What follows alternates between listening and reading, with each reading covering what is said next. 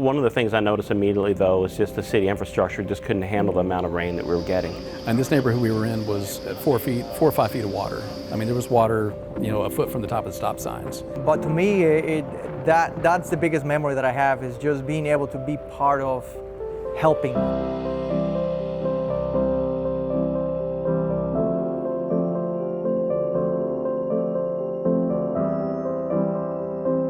And then the rain started, and it didn't stop raining for about a week and a half.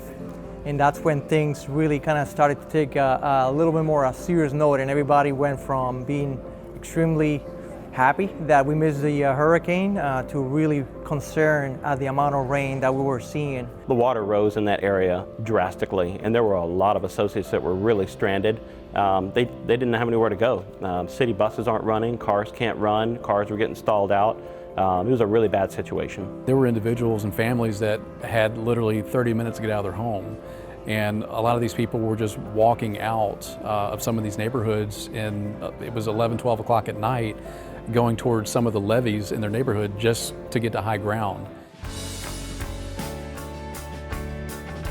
My focus was really with the associates and making sure that I got a hold of them and see what they needed, what resources we could move around for them, who needed help, who needed assistance. But I created a group me chat and included all of my associates in that. So we stayed in touch with each other 24 hours a day, 7 days a week through the duration of the storm. And he had about 20 gallons of gas for his generator that he's like, listen, I'm not going to use this. You've got a boat. Please take it. I called up the fire chiefs, like, listen, just tell us where you need us to go. Where do you need us to meet? Or this is one of our EMTs.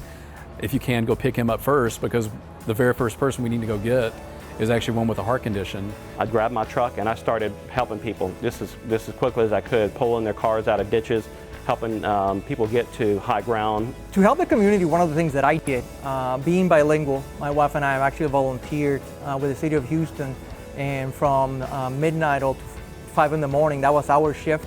The one story that I do remember is a teenage Spanish-only, have no idea how she got to my phone. I answered the phone call, and she was visiting relatives here in Houston. She had no idea where she was. It's pitch black outside, trying to get a sign of where she's at. So I reassured her and made sure that she understood I wasn't going anywhere. So it took us a while, but we were able to kind of pinpoint where she was, and she actually was rescued, and it was a happy turnout.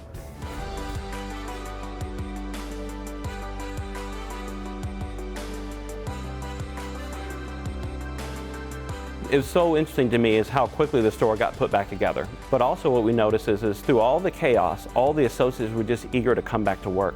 It was like they were ready to wrap that storm up and get their lives back to normal.